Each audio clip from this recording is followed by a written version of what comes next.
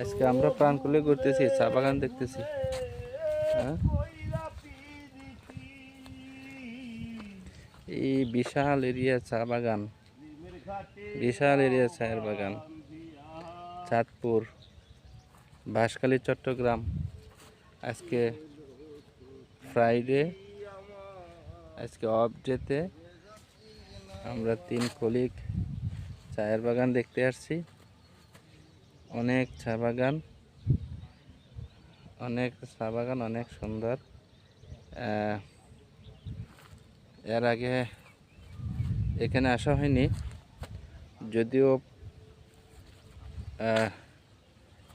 যেখানে থাকি সেখান থেকে বেশি দূরে নয়, তবু আসা হয়নি। আজকে প্রথম আসলাম চায়ের বাগান দেখতে। আমরা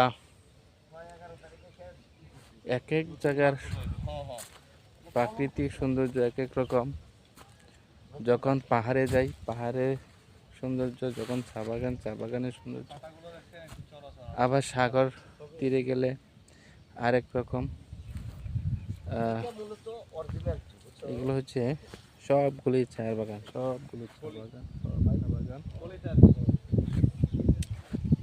দেখতে পাচ্ছেন।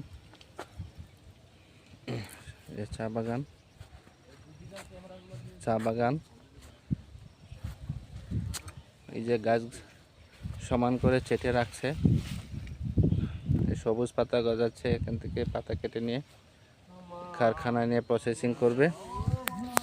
আমরা জানি চা একটি বাংলাদেশের জন্য অর্থকরী একটি ফসল। দেশীয় চাহিদা মিটিয়ে বহির্বিশ্বে রপ্তানি করা হয়।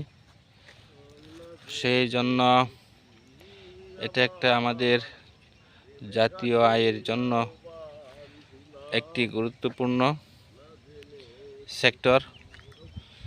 তাই আমরা চায়ের চাষকে সরকারিভাবে আরও পৃষ্ঠপোষকতার মাধ্যমে আরও বেশি চা চাষকে সহযোগিতা করা, সরকারিভাবে পৃষ্ঠপোষকতা, এবং যারা চা বাগানে শ্রমিক হিসেবে কাজে নিয়োজিত আছে তাদেরকেও ন্যায্য শ্রম দেওয়া, এটাও নৈতিক দায়িত্ব।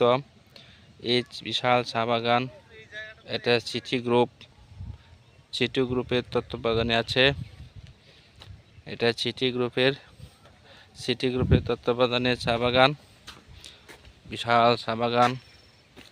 আমরা এটা হয়তো সব পুরো এরিয়া শেষ করতে পারবো না, অনেক এরিয়া শেষ করা যাবে না। তাই হেঁটে দেখে একদিনে এটা অনেক উঁচু নিচু ঢালু পাহাড়। যাদের সুযোগ আছে তাদের জন্য এখানে আসার পরামর্শ রইল। এসে দেখে যেতে পারেন, ভালো লাগবে। এই চা বাগান দেখে ঘুরতে ভালো লাগবে, দেখতে ভালো লাগবে। তারপরে চা কিভাবে উৎপাদন করে, কিভাবে প্রসেসিং করে, কিভাবে চাটে, এগুলি প্রত্যক্ষভাবে দেখতে পারবেন চা বাগানে আসলে। এবং এখানে কারখানা আছে, কারখানাতে গিয়েও দেখা যাবে কিভাবে চাকে প্রসেস করে। আজকে আমি আমার সহকর্মীদেরকে নিয়ে এই চা বাগানে আসলাম, ঘুরতেছি, দেখতেছি, খুব ভালো লাগছে। যখনই সুযোগ হয় এরকম জায়গায় ঘুরে দেখা ভালো।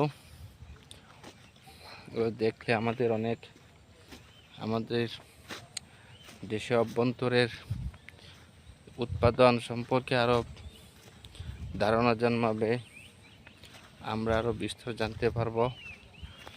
আসলে আমাদের অর্থকরী ফসলের মধ্যে চা একটি অন্যতম। আমরা চা বাগানকে উৎসাহিত করি, চা চাষকে উৎসাহিত করি। যাদের শ্রমে পরিশ্রমে চা উৎপাদন হচ্ছে তাদেরকে স্বাগতম, তাদেরকে উৎসাহিত করি যাতে আরও সমৃদ্ধ হয় চা চাষে বাংলাদেশ। আমরা জানি বাংলাদেশের চায়ের বাগান, চায়ের বাড়ি মৌলভীবাজার। তারপরও দেশের বিভিন্ন অঞ্চলে চা চাষ করা হয়। চট্টগ্রাম দ্বিতীয় পর্যায়ে আছে চা চাষের জন্য। আরও কিছু আছে চা চাষ বাংলাদেশের অন্যান্য অঞ্চলেও আছে। বিশাল এরিয়া। এই যে পাশে আবার কিছু বাড়িঘর আছে। এখানকার বাড়িঘরগুলি কীরকম, একেবারে নিচু, ঘরের উচ্চতা অনেক কম, নিচু করে ঘর তৈরি করে। সবাই চা বাগান করবেন সুযোগ পাইলে। শেষ ইতি।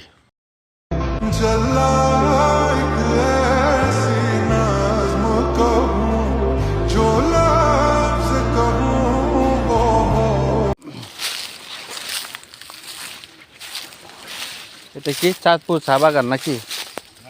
চাঁদপুর চা বাগান, চাঁদপুর বোলগাঁও চট্টগ্রাম বাঁশখালী চা বাগান।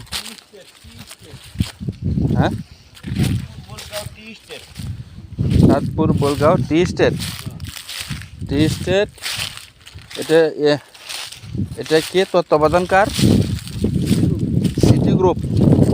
বিশাল এরিয়া চা বাগান।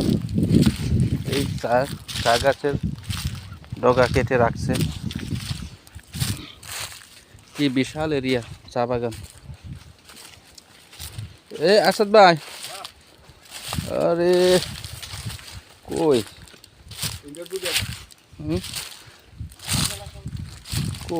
এইদিকে যত যাচ্ছি তো সবুজ কম, সবুজ দেখা যাচ্ছে ওই যে দূরে। আমরা তো সবুজের মাঝে হারিয়ে যেতে চাই।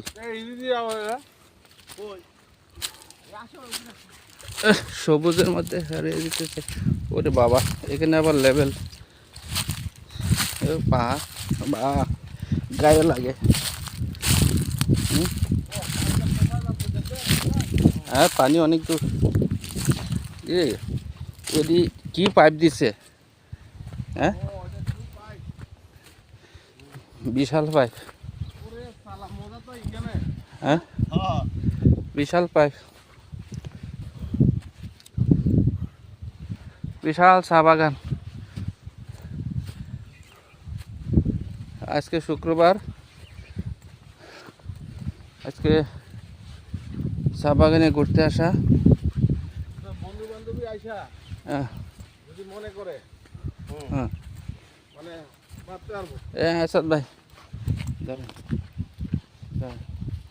আমরা সবুজের সমারোহ, আমরা সবুজের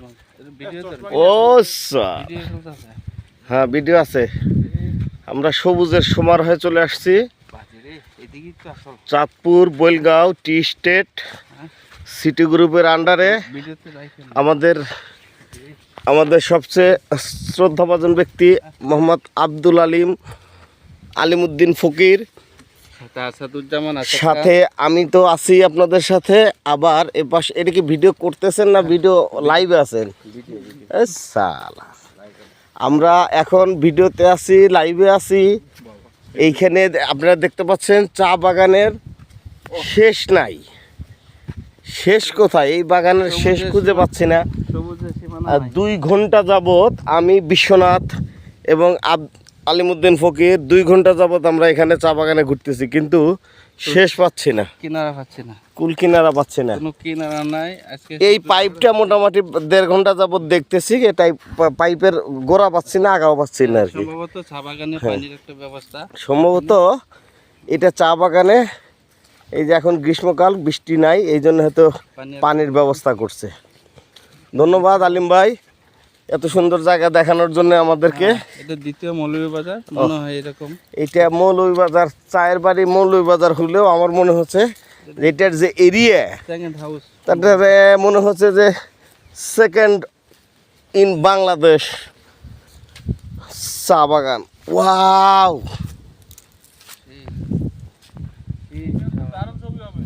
সেই দারুণ হ্যাঁ সমুদ্র। হ্যাঁ হ্যাঁ। আমরা